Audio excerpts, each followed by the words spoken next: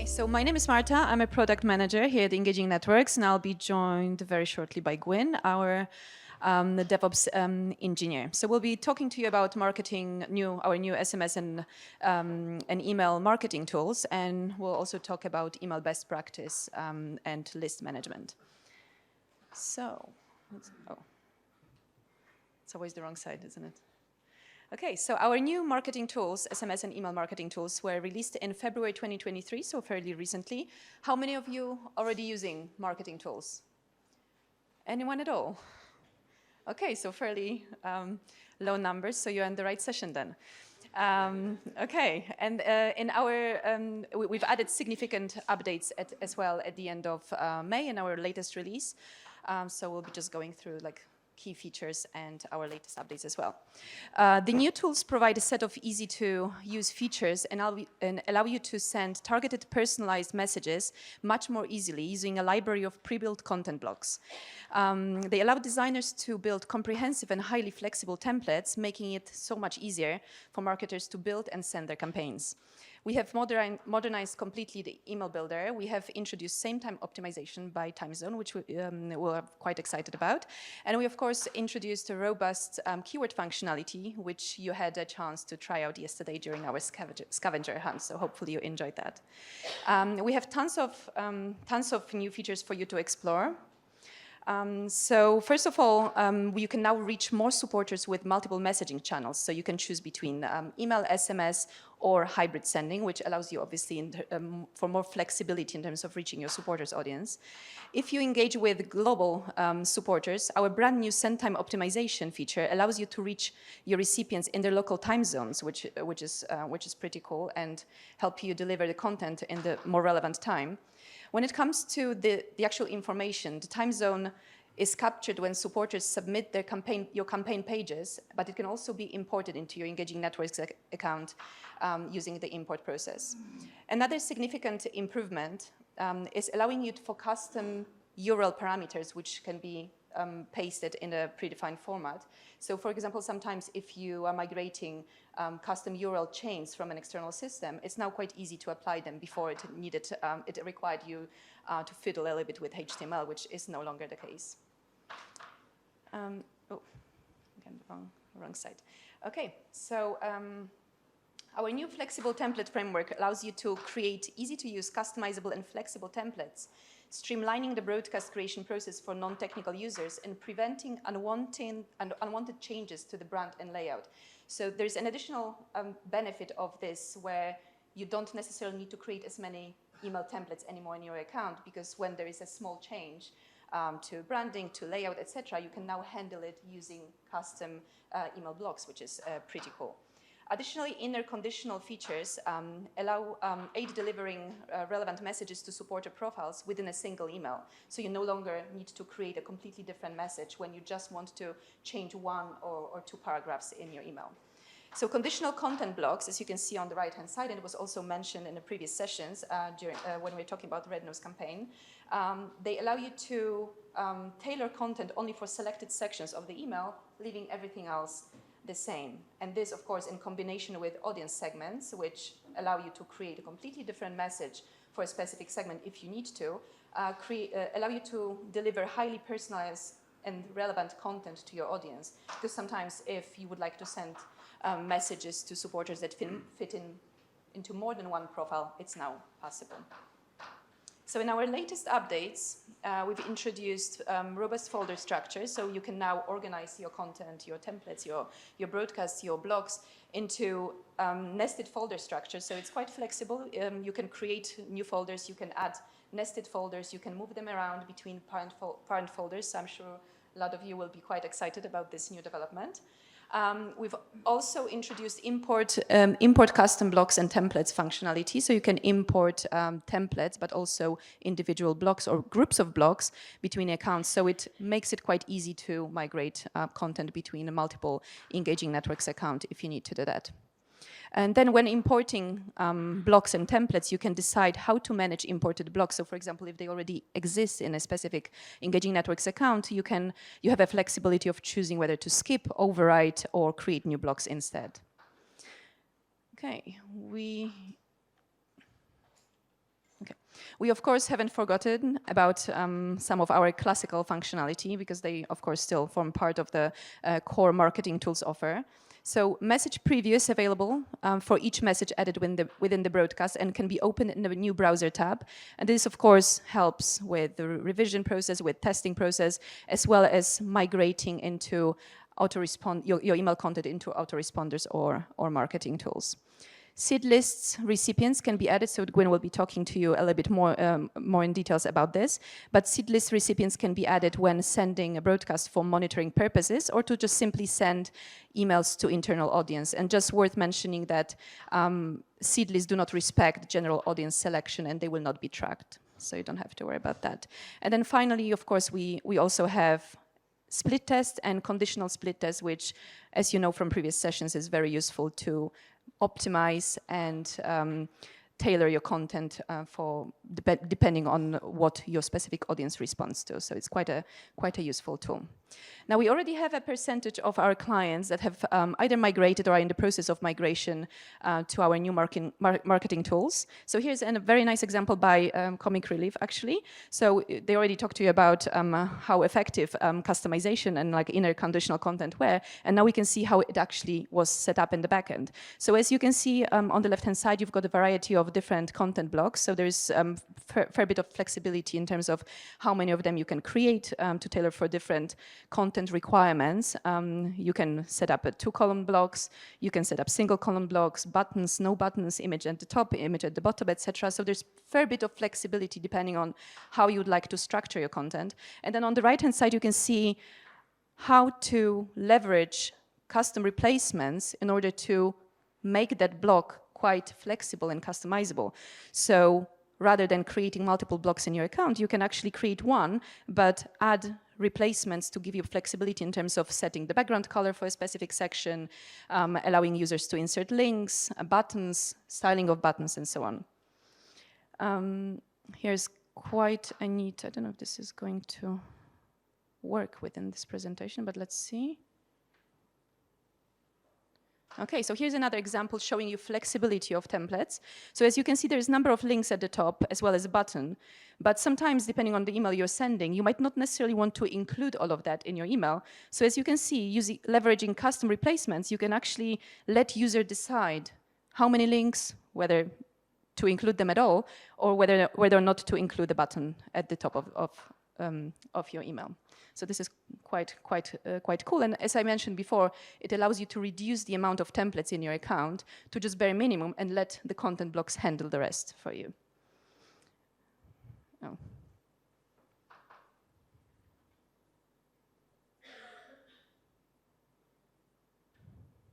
Okay, so here's another example from which shows you how templates can be used to free certain part of content, so users won't be able to, for example, modify the header and footer section, which are set at the template level. But then the middle section allows you to create and insert blocks to formulate your email content. So as you can see on the right-hand side, you've got text blocks, you've got button blocks, you've got a signature block. So it's entirely up to you what you create in your custom block library, just to make the process streamlined and time efficient for email users.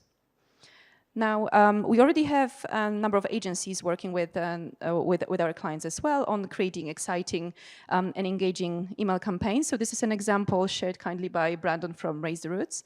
So as you can see, there's a number of examples of how to leverage the graphics, the custom replacements. So on the right-hand side, you can see that client can easily bring their brand colors into templates by creating a selection of color options using custom replacements. So you don't necessarily need to let users require for user to paste the color codes and rebrand the whole thing every single time, but you can simply create quite an easy to use drop-down selection for them.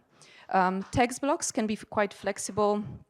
And when you're creating them in the account, you can upload graphics. So as you can see, in this case, Brandon created a number of graphics which allow for visual search as well. So it's for users. A user, I can now quite easily, based on what sort of content layout I would like to use in my email, I can quite easily search for the relevant block that is appropriate to the email that I'm about to create.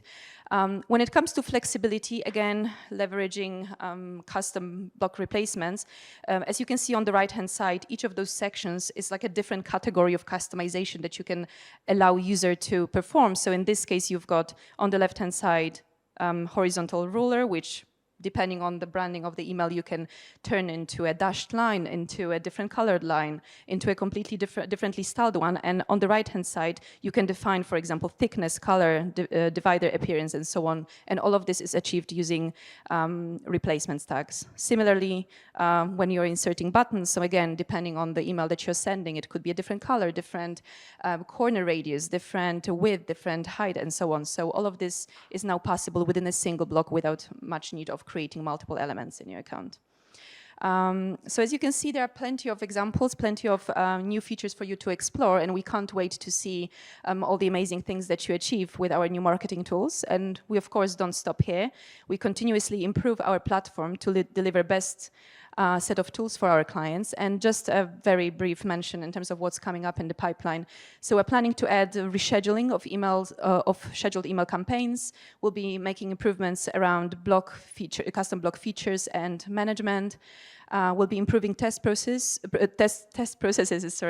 around segmented emails and inner conditional emails, adding tagging. So we already added folders, but as you can see on the left-hand side, there'll be like a little toggle that allows you to add tagging to switch between the tag and folder view.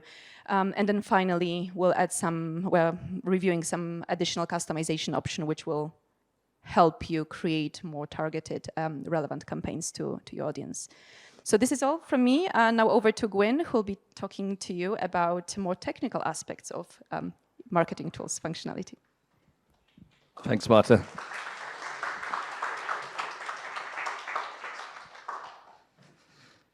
Right. Okay. Hi, everybody. I'm Gwyn. I've worked at Engaging Networks since 2017. I'm working in cybersecurity. As Marta said, I'm a DevOps engineer, so I do lots of different stuff, systems admin, but I've always sort of specialized in email deliverability. So often for ENCCs in the past, I'll do a little talk about great practices for email, sort of fitting to what you've just seen with the messaging module here. Hang on a minute. Right, so yeah, this is going to be very brief, but these are like the golden four rules to keep like a really clean list and good sending practices for email. Marta mentioned the seed list feature that we have in the messaging module. So what that does, a seed list, is effectively if you can take some mailboxes for the likes of Gmail, Hotmail, Yahoo, and you can just create some mailboxes with them, and then you add them to your lists, and then you monitor placement in those mailboxes over time to see how you're doing with your email delivery to these providers. Obviously, the bigger ones are the more, the major ones for seeing how to maximize your engagement. It's just a really good, very low cost or free indeed way of getting a really good idea of what your supporters are seeing when an email's sent. And what you really have to do with that is you have to include those emails with the larger list. You can't just send off one test. It doesn't work like that. It needs to be sent with the full batch, otherwise you're not getting treated as you would do normally. Like I said, the features in the messaging module for you, it's a great thing to pick up on. Another thing to look at is removing inactives from your list. Ultimately, you'll always want to re-engage your supporters, and everybody would understand that. There is a limit. There has to be a point at which you just have to cut people from that list. I'm sure you've all worked a bit with GDPR, and now they require sort of an opt-in within 2 years, I believe, last 2 years. But a lot of our clients will look at, say, removing people from lists after 12 months of not having an open or click from them. We have email engagement scoring feature in the software that can pick up to look into more detail with that.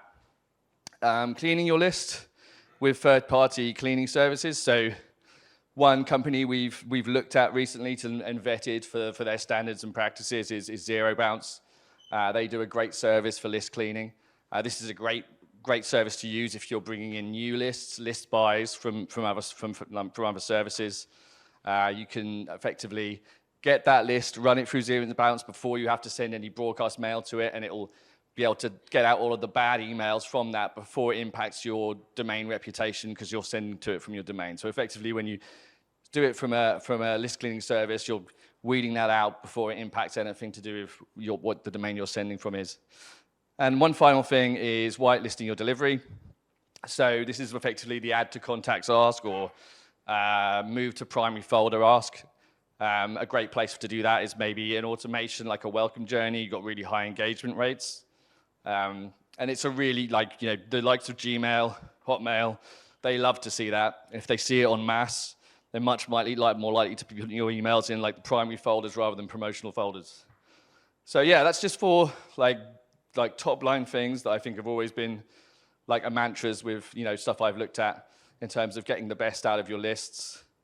One thing I did want to talk about today is a new feature with the messaging module, which is a bit more back end, so you won't necessarily see it potentially in a lot of materials that would be sent out, but it's the custom domains feature for tracked links. So I'm not sure how well guys can see this actually, but here is how with our classic legacy email builder, we would be building links, tracked links in the emails that are sent out from our mail servers. So you'll notice they're using our own proprietary domain, so engagingnetworks.app.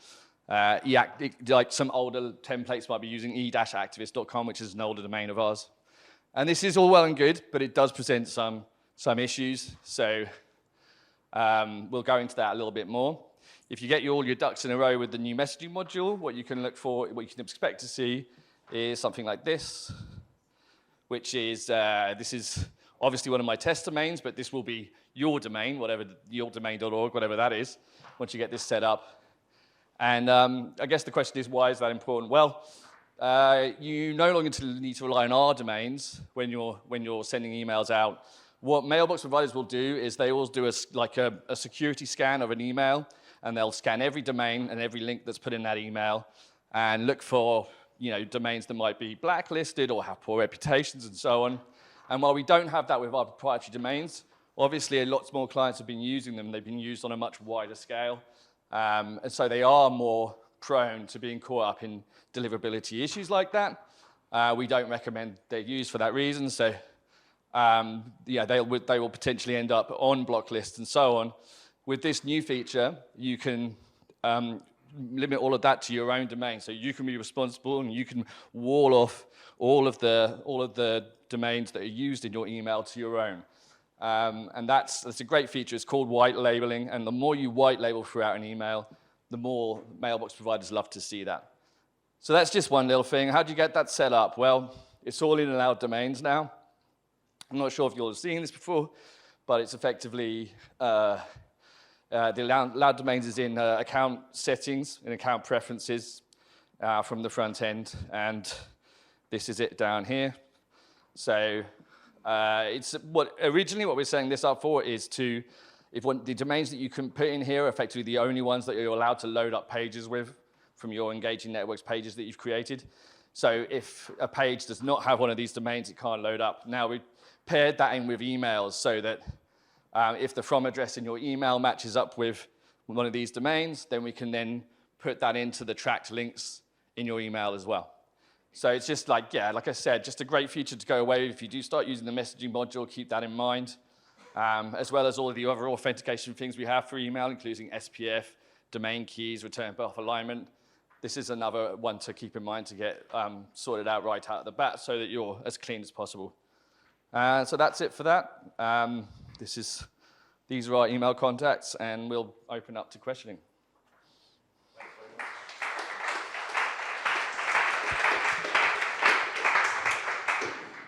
Thanks very much, Gwyn and Marta. We've got a few questions. So how long will you be supporting the old email tool, Email Classic? Very good question. So we are thinking around the spring of 2025. So it will be like a staged roll down, sort of. So we'll stop by not supporting, obviously, the email tools, and towards the end of the year, we'll stop allowing you to create new campaigns and so on. So it will be a staggered approach, and then ultimately the idea is to look at 2025 spring. Cool. And yeah, do talk to support if you have any issues moving across to the new tools. Are images supported in SMS? That's the next question. Another very good question. So yes, in US and Canada. In the UK at the moment, I'm trying to clarify with Twilio what the plans are. In the UK, it's not possible at the moment. And again, this is something that we're trying to clarify with Twilio, who is our third-party provider, allowing for SMS sending. And we'll, like when we've clarified that, we'll let you know. So hopefully it will become possible at some point. Thanks. Gwyn, you mentioned the email engagement score. Where can you find that in the software? Really good question. I mean, I'm more of a back-end guy these days, Karen. I believe that's a good test. I believe that is in reports, data and reports, right? And then profiles? Correct. Yeah, that's right. Pass. Well done. So yes, you can find engagement scores in profiles. You can set up the profiles, you can run them, and then you can leverage those profiles in your segmentation when it comes to sending emails. And it's not really a question, but someone wanted to point out that the custom domains for track links that you talked about, Gwyn, they're also great for supporters who might hover over the link and they can see the charity's domain there, so it's more trustworthy. For sure, it's confusing when you're in Gmail and you'll scroll over that link and you'll see something foreign that doesn't relate to the organization that's sending the email. Like, it's great to now be able to have that so that everything looks like that sender. And you're right. Like when you hover over in Gmail, you'll get that little URL right at the bottom. And Marta, will this functionality, I think the new marketing tools, be used for marketing automations and autoresponder email builders eventually? I think you get asked yes, a lot. The answer is yes. We don't have a confirmed timeline for it just yet, but yes, the idea is to make the email builder of various emails within the system uniform. Thanks. Got time for just a couple more questions very quickly. Can you re-explain how whitelisting works? Whitelisting, yeah, right. So I guess it's more of a general term. In this context, it's literally just an add to contacts ask, or what's increasingly more the case now that Microsoft and Google use primary tabs and promotional tabs is moving an email into the primary folder. So ultimately, this is an ask you just need to put into an email to say, as a PS maybe, why not add us to your contacts, or why not do this? White labeling can mean many things, but in this context, it's showing that particular mailbox provider that you consider this sender a personal sender that you trust email from, and they love it. And once they see that, you'll see that some charities and some companies, some organizations have got their ducks in a row so much that they're always ending up in the primary folder, and that's they're usually doing it through a variety of tricks of the trade, but this will be one of them. It's just a great little trick, really. It's just an easy thing to add and something that will always benefit you. Marta, another future development. You can't currently have a split test for a message that contains conditional blocks. Will this feature be available soon? Again, it's something we need to evaluate. So at the moment, you can create segmented emails and segmented split tests. So you can create a separate segment, which is a completely different message, which I talked about earlier.